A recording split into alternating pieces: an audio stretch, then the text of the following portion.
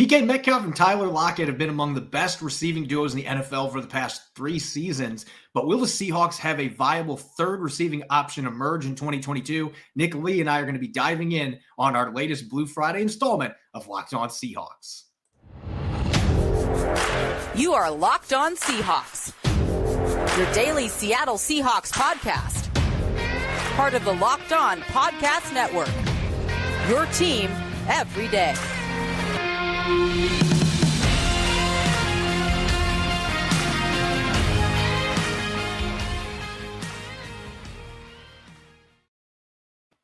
Greetings, 12. This is Corbin Smith, your host for Locked On Seahawks. Joining me for our Blue Friday episode, my co-host Nick Lee. Thanks as always for making Locked On Seahawks your first listen 5 days a week. We are now 5 days away from the start of Seahawks training camp. They're going to be reporting next Tuesday, so it's drawing even closer.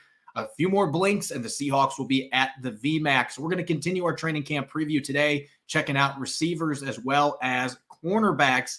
Now for your lead story here on our Blue Friday edition of Locked On Seahawks. The Seahawks will report to the VMAC in 5 days. Training camp is just around the corner, and yet superstar receiver DK Metcalf still does not have a new contract. It is clearly crunch time now, Nick, as we have 5 days till camp. This is where John Schneider and Matt Thomas have typically made their money. A lot of extensions for big-name players happening right before the start of training camp, or like last year with Jamal Adams in the first couple days of training camp. So this next week, this window here is critical. So some fans might wonder, is it time to panic? Where do you stand on that front? I'm a pretty staunch no still on the panic button.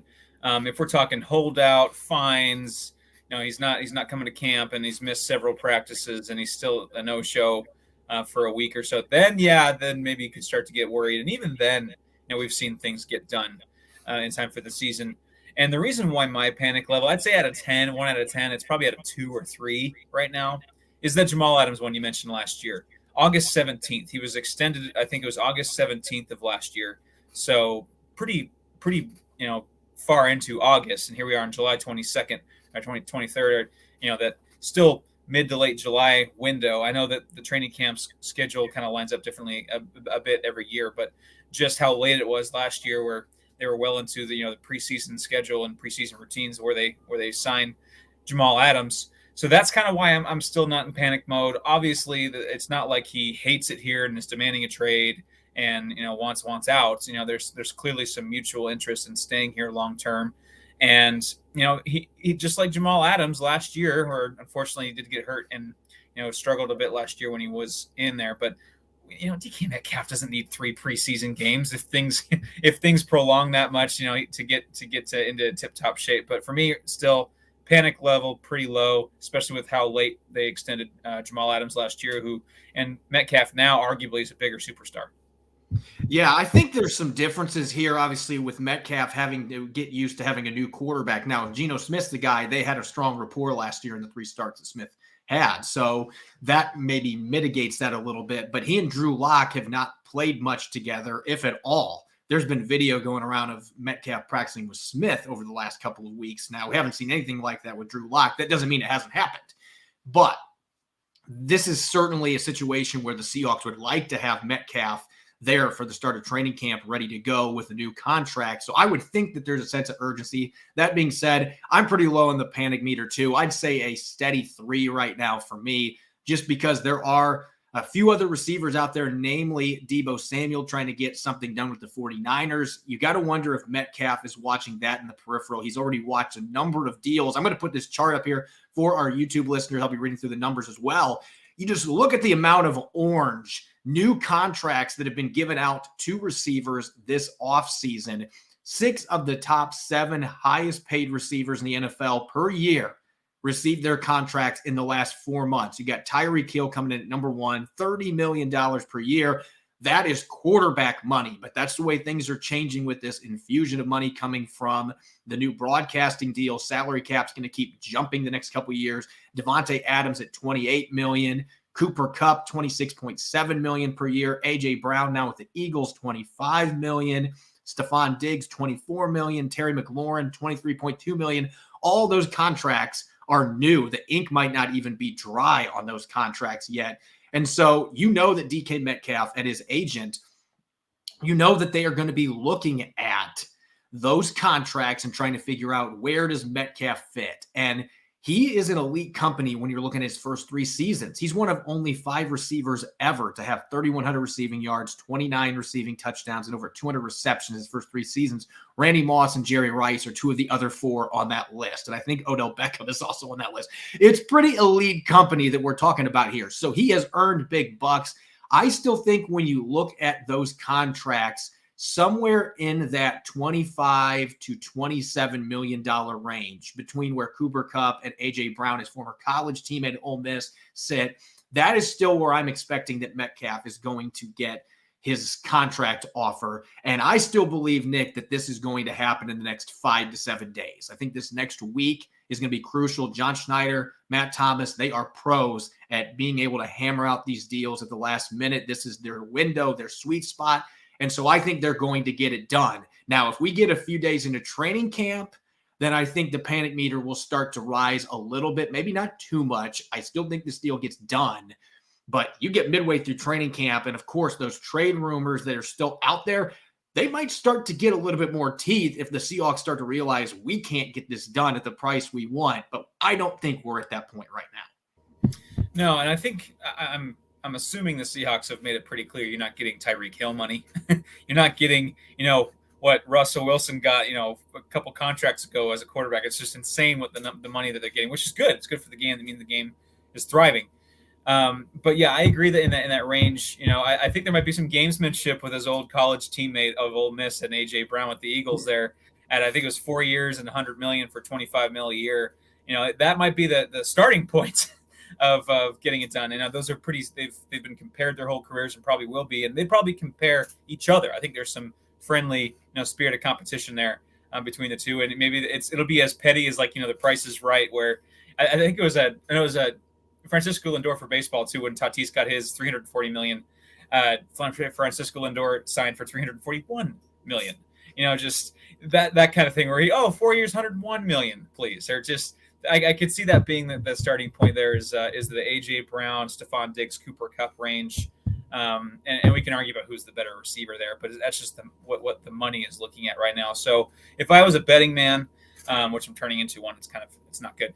But I want to say I'd say about 4 years, 105, 110 million.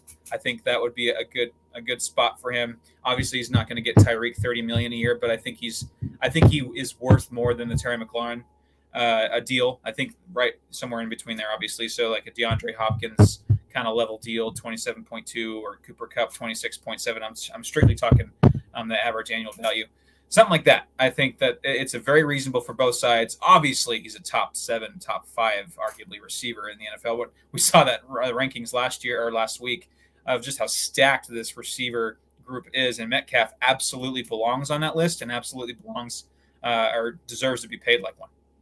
And NFL teams, they've had to treat quarterback payments like playing the game of Jenga, because when you're paying a quarterback $45 million, you're going to have to subtract somewhere else. So you're looking at your foundation. Okay, we can keep this guy, but you know what? I think I can go cheaper at corner. Let's see if we can pull this one out here and keep a championship structure. It's very difficult. You got to wonder if teams are going to start approaching receiver that way at some point, with these guys getting 25, 26, 27, $30 million per year, these elite talents, especially with how many good receivers seem to come out of college football every year. The proliferation of 7-on-7 is going to continue that moving forward. So teams eventually, I think, are going to reach a point where they're going to say, you know what? I think I can get a player that is maybe not as good right now, but is going to be very good at a rookie deal, and I'm going to move on from you. And I'm going to stop playing Jenga with wide receivers. But right now,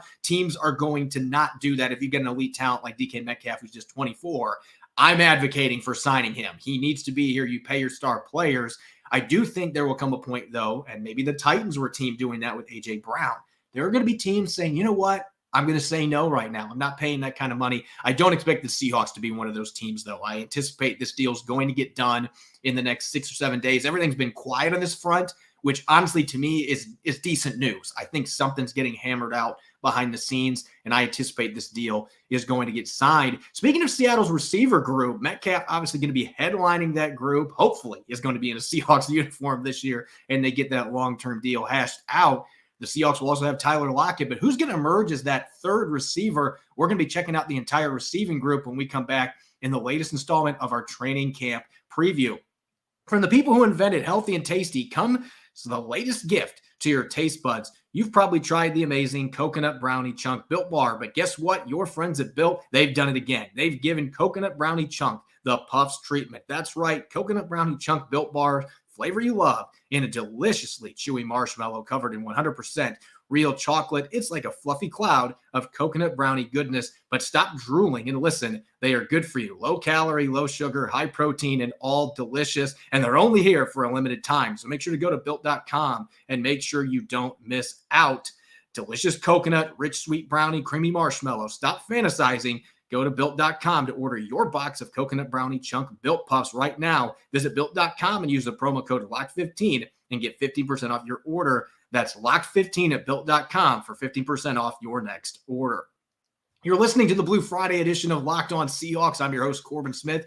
Joining me for today's show, my co-host, Nick Lee. Thanks as always for making Locked On Seahawks your first listen 5 days a week. And make sure to check out, this came out on July 18th, which NFL stars move the betting line the most. Locked On gives you the 50 most valuable players in the NFL from the odds makers at Bet Online. Again, that became available July 18th on Locked On NFL. You can listen wherever you get your podcast, as well as on YouTube. Continuing our training camp preview, Nick, we just talked about DK Metcalf's contract situation. He still doesn't have a new deal, but as long as he is in town, going to be your number one receiver. You also have 1B in Tyler Lockett, who's been one of the most productive receivers in the NFL as well. Actually had more receiving yards than Metcalf last season. Metcalf won the touchdown title, though, with 12 touchdowns. These two have just been so dynamic. They're the only pair of receivers with over 3,100 yards apiece the last 3 years in the entire league.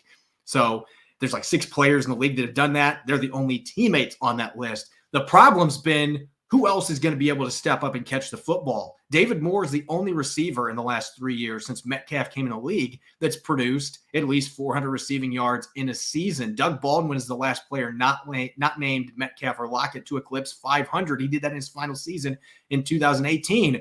So the essential question for this group, Nick, is somebody finally going to emerge as a viable number 3 receiver to complement DK Metcalf and Tyler Lockett?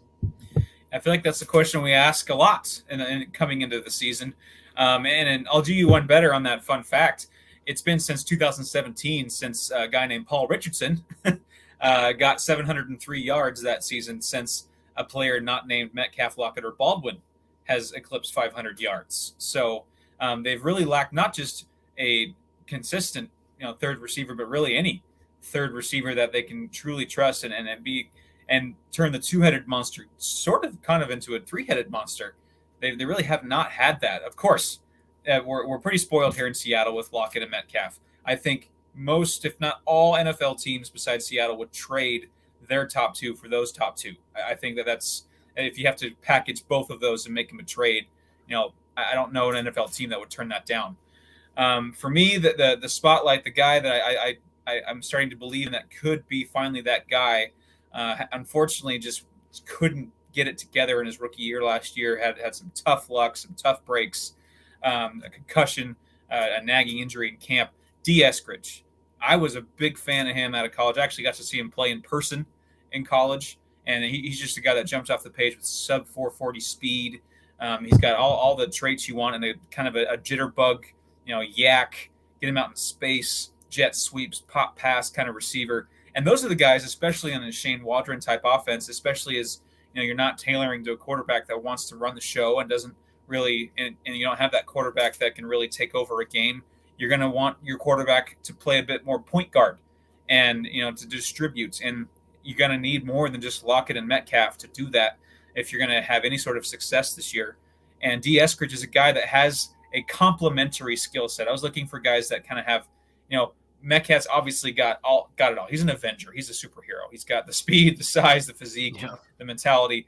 Lockett, the precision, and he's got some speed. I think D. Eskridge has that skill set, that true elite speed that complements those two enough to be a different look, a change up, and to integrate into the offense so where he can get a decent volume, because it's really, we're trying to figure out who can get the volume of touches and looks to get to that number, the 500 yards.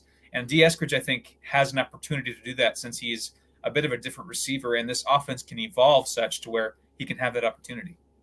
Him being a second-round pick a year ago and getting picked instead of Creed Humphrey, there's obviously a lot of pressure now on him to be able to go out and stay healthy and produce. And I'm with you. I watched this kid play at Western Michigan in person, and I've also got some links to some of his former coaches that coached him in high school. He grew up about 40 minutes from my house, and the kid has all the physical traits that you want, and he was a productive player on top of it in college. This is not, one of those guys that comes in the league, well, he's just got the traits, the production hasn't been there. No, the production was there. He led every receiver in the nation in all-purpose yards his final season with the Broncos. So this kid has all the talent in the world with that sub 4.4 speed. And at 190 pounds, he's powerful. This is a kid that'll break arm tackles. And so you want to get him involved in the screen game, which has been a huge problem for the Seahawks basically for a decade and a half. Even before Pete Carroll, they had issues with running screens on offense, and they can't stop him on defense. So it's been a real problem for him. Can they get that screen game cleaned up and get the ball into Eskridge's hands so that he can make plays after the catch? And he's also got the ability to win downfield with that speed. This is not a screen and quick slant guy that can't go over the top. He can win over the top. So you've got a lot of options with him. I'm going to go a little different direction with my spotlight player. And I actually had a kind of hard time with this because it's funny. You look at the production of their number 3 receiver or number 4 receiver, and it hasn't been there. And yet there's been a lot of talent behind DK Metcalf and Tyler Lockett. I think they have as much depth right now as they've ever had at the receiver position. You got a veteran of Marquise Goodwin that can be a reliable 3rd or 4th receiver. Freddie Swain improved a lot last year. Maybe he takes another big step forward. But you've got 2 rookies, Bo Melton and Jarick Young, that you picked in a 3-pick span in the 7th round in April. I'm going to spotlight the second one they picked. Bo Melton could be a very good NFL player. I thought he was going to get picked much earlier than that.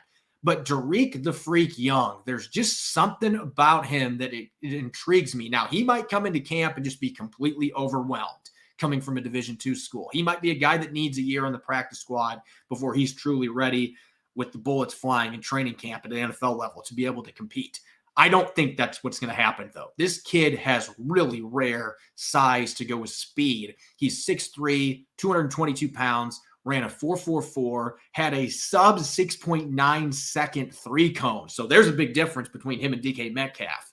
This guy's got great change of direction skills. He has ran the football. He's played in multiple types of offense. He has played every special teams. He can return kicks. He can play a gunner role.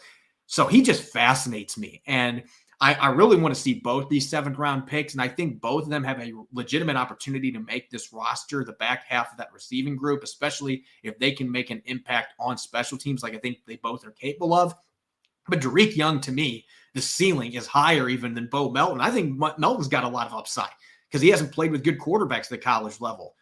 Put him with decent quarterbacks. We'll see what Seattle has at that position this year. But this is a kid that has been hindered by that production-wise, but I think the upside is there. Jarick Young, though, his ceiling is through the roof with his physical tools, his versatility, his size, and just what he has overcome to reach this point. He's also an incredibly intelligent dude with an engineering degree. And so you just love everything about his makeup. And so I'm excited to see what he can do. Now, let's get to our bold predictions here at the receiver position. I had like 5 different directions that I thought about going. So I'm going to let you share your prediction first. What is your bold prediction at receiver for the Seahawks this year?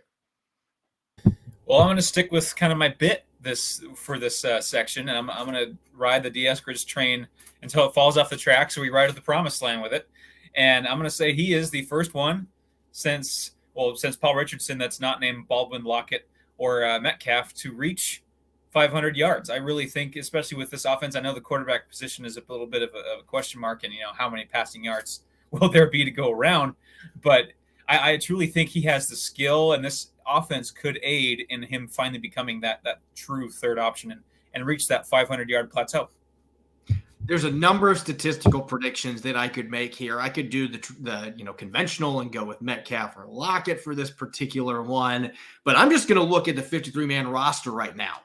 I don't know that he stays on the roster for the entirety of the season, but I think that Cody Thompson is making this football team out of camp. And some of our listeners might be thinking, what about Penny Hart? We didn't even mention him, and he's played almost 30 games the last 2 years. There's just something about Cody Thompson, and I think Shane Waldron really likes him, and Sanjay Lal really likes him, coming back as the receiver coach this year. And I think when you listen to what Drew Lock has said, Drew Lock has a pretty good relationship that he's built with Cody Thompson. If Lock ends up winning this job, part of it could be him throwing to Cody Thompson during training camp. Those two actually worked out in Dallas early this offseason after the trade went through, sending him from Denver to Seattle. So I think Cody Thompson is a name to keep a close eye on. He's been that guy that just every year he just takes a step up. He was a practice squad guy, and then he gets a few chances last year to be elevated. He recovers a fumble on special teams. He's a good special teams player. He's got a little bit of size. So I just think, Derek Young, I don't know if he can make this roster right off the bat. I like the upside, but maybe he starts on practice squad and then gets on the roster late in the year. But I think Cody Thompson on day one is going to be one of the receivers on this depth chart. This is going to be an incredibly fascinating position because I think there's at least 9 or 10 guys on this football team that are NFL caliber receivers. Because I didn't even mention Kate Johnson, Penny Hart. I just threw that name out there. Aaron Fuller. I mean, there are some guys near the bottom of the depth chart that probably could play for a few other teams in the league. And I don't know that they have a fighting chance to make this football team. There's a ton of depth. And so that competition is going to be intense behind Metcalf and Lockett. And you're hoping Eskridge and Swain are your 3 and 4. And those two guys can take a big step forward. Now, the defenders who have to cover receivers in training camp, the corners, that is a group that underwent a lot of changes this offseason as well. So we're going to be taking a look at that wide open cornerback competition coming up here in a moment. BetOnline.net is your number one source for all your betting needs and sports info. Find all the latest sports developments, league reviews, and news, including the second half of this Major League Baseball season. BetOnline is your continued source for all your sporting and wagering information, including live betting, esports, and scores. And BetOnline.net remains the best spot for all your sports scores, podcasts, and news this season. BetOnline.net is the fastest and easiest way to check in on all your favorite sports and events, whether it's MMA, boxing, or golf. Head to their website today or use your mobile device to learn more about the trends and action. Bet online, where the game starts. You're listening to Locked On Seahawks podcast, Blue Friday edition. I'm your host, Corbin Smith. Glad to be joined today by my co-host, Nick Lee. Thanks, as always, for making Locked On Seahawks your first listen 5 days a week, whether it's on Apple Podcasts, Google Podcasts, Spotify, or streaming video-wise 5 days a week on YouTube. Now make your second listen to the Locked On NFL podcast. Our national NFL experts and insiders keep fans dialed in with the biggest stories and the latest news from around the league, because an offseason doesn't equal a break in the action. We just talked receivers. On the opposite side of the line of scrimmage, the cornerbacks have a very difficult job. They got to try to slow down those receivers. In today's NFL, with the way rules are catered, that's pretty darn challenging. And the Seahawks, for a second straight year, they are going to go into this season with quite a bit of turnover at the corner position. DJ Reed is now in New York, just like Shaquille Griffin going to Jacksonville the year before. So one of their starters is gone. They did re-sign Sidney Jones. They brought in Artie Burns, who Sean Desai, the new associate head coach, knows really well from working with in Chicago.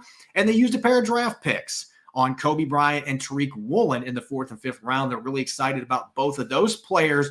So when it comes to an essential question for this group, it really boils down to who's going to survive and advance in this wide open competition that probably has 5 players that are capable of winning a starting job on the outside. Yeah, I mean, Pete Carroll must be chomping at the bit with this. Not only does he love his cornerbacks, but it really is the always compete mantra right now with this group. Sidney Jones, Trey Brown, Artie Burns, Kobe Bryant, Tariq Woolen, Justin Coleman, John Reed, Michael Jackson. All these guys, really probably believe they at least have an outside shot at getting a starting role, or at least being on the roster, if not starting. I mean, it really is truly wide open.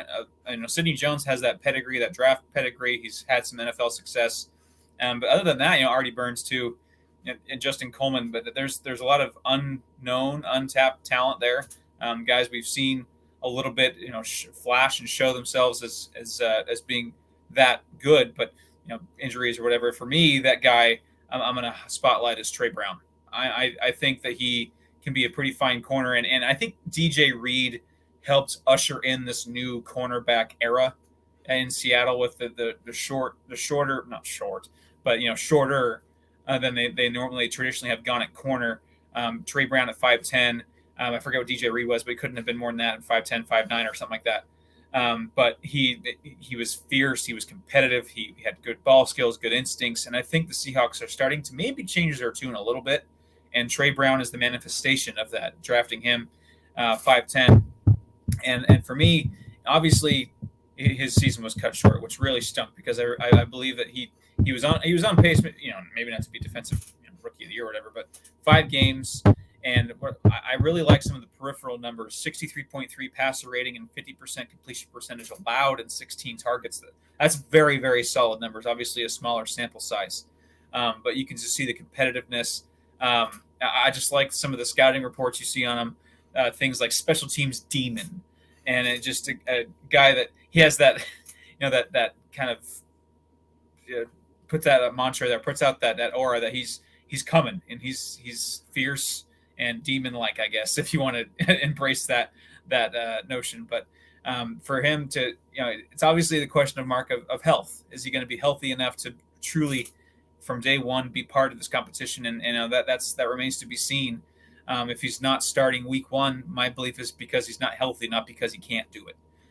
Because I truly think that he is that good. Yeah, I think that's the big issue here. It's all about health, because we saw what this kid can do. That stop that he had in overtime against the Steelers, that was his coming out party.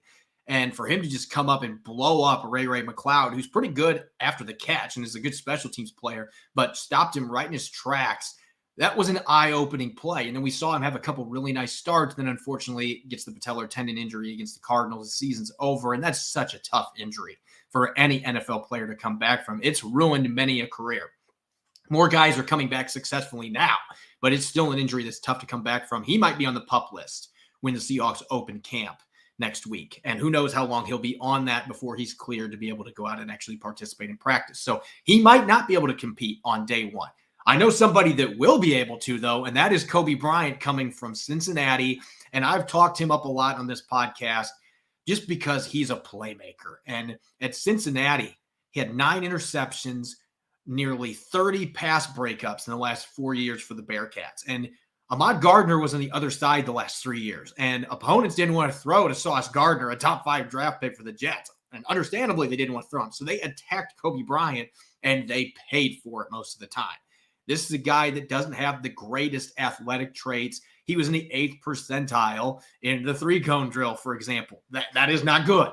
But he plays with better change of direction and movement skills on the field, in part because his instincts are outstanding. They're impeccable. He knows how to read receivers. He runs routes for receivers, and that's how he ends up in position where he can get his hands on the football frequently and get a lot of interceptions. He's also a physical player. He'll come up and he'll stick in the run game, limit guys after the catch when they do make catches against him, and he was the Jim Thorpe Award winner last year. Not Ahmad Gardner. He was voted as the best defensive back in the country, and the stats bear it out. It's a guy that can score touchdowns on defense, too. I was really impressed by what I saw in the offseason program from him. Again, that's not real football, but you can still see some things. And I think he's got a very good chance to win a starting job on day 1, especially if Trey Brown isn't there the first week or so to be able to compete. Then Coby Bryant has got a door in front of him wide open to take one of those 2 starting spots. And I think the Seahawks are blown away by his ball skills, his IQ, his football savvy. He's got a very good opportunity to make some noise early and be what Jamal Adams called him a few weeks back, the steal of the draft for the Seahawks. I think he can be that guy and start on day 1 at cornerback, which leads to the bold prediction. The other rookie for the Seahawks that I have really not talked about during this segment, Tariq Woolen. I think Coby Bryant is a starter on day 1. I don't think that's a bold prediction necessarily, though. This other one is the bold prediction. And I wouldn't have said this a month ago, but I just have a feeling that Pete Carroll is going to have a very hard time if Tariq Woolen makes strides during the season and grows quickly technique-wise. I think he's going to have a very hard time not getting him in the lineup at some point. So my bold prediction is Tariq Woolen starts at least 3 games as a rookie this year at cornerback. That is a spicy one. Maybe it doesn't happen, but I was impressed. They have been impressed by what they've seen so far, and he's got size and athleticism you simply can't coach. If Pete Carroll and company can really accelerate his growth, if Trey Flowers could play right away, this kid has a chance to play at some point in his rookie year. So I'm saying 3 starts for Tariq Woolen this year. Ooh, put down the ghost pepper sauce. That's pretty spicy. But I could see it just with his raw talent, his raw skills. It's so tantalizing, and it's hard not to get carried away and thinking about what he truly is capable of if he kind of hones in his skills as a cornerback in the NFL. My bold prediction is, I don't know if it's bold, but it's certainly one that the Seahawks have not had a ton of, and that's lately at least, and that's cornerbacks that get multiple picks and just are that ball skill guy that turns into interceptions. I think Coby Bryant, I'm going to go with another rookie. I'm going to kind of ride your coattails for a second. I think he's going to get 3 interceptions. I think that teams are maybe, the other corner spot is a bit more established, and they're going to test the rookie a little bit, and I think they're going to regret testing the Jim Thorpe Award winner. He's got 9 interceptions the last 4 years at Cincinnati. He knows, and they played some darn good football teams. If you don't recall, look back and see some of the teams that Cincy played, especially this past season. Notre Dame, Alabama, to name a few. But he's got that ball skill. He's got that dog in him. He has. While I mentioned that Trey Brown might be a bit of a changing of philosophy with the corners in Seattle, Coby Bryant is a guy that is very much a Richard Sherman alpha. Don't back down from no challenge kind of guy, and that excites me, and that could turn into 3 interceptions. Yeah, I actually predicted that a few days back that I thought 3 interceptions for him. So you and I, maybe we are reading each other's mind, but I do think Coby Bryant's got a prime opportunity here in front of him. If Trey Brown's ready to start training camp, then that is going to be fun just watching those two battle, because they both have that mindset that the Seahawks are looking for. And Sidney Jones does too. And so this is going to be just like the receiver position. Like I mentioned beginning of the segment, you've got 5 corners, and I might even make 6 because we didn't mention Michael Jackson. But I think he's got a chance to be a thriller in this competition potentially and make things interesting. He played well in the 2 games he played last year, and the Seahawks are high on him. So it would be a long shot for him to make this roster with the talent they've got, the rookies they brought in, but don't discount Michael Jackson. He's got an opportunity maybe to be in the mix here too. And then the slot position, you've got Marquise Blair, Ugo Amadi, the veteran Justin Coleman, maybe John Reed. This is going to be a lot of fun watching these cornerbacks go at it. And I'm much more intrigued by this competition now than I was this time last year, because it was already apparent guys like Akella Witherspoon weren't necessarily fitting in the scheme that they were looking for them to do so. I don't think that's going to be the case with a number of rookies that they're intrigued by, getting Trey Brown back, Artie Burns being a fit already with Sean Desai. This is going to be very competitive, and this could go a number of different ways. So can't wait to see what happens once training camp opens next week, and we start to see this competition play out on the field. As always, you can follow me on Twitter at Corbin Smith NFL. You can follow Nick at Nick Lee 51. Check out Locked On Seahawks on Apple Podcasts, Google Podcasts, Spotify, and of course on YouTube, streaming 5 days a week.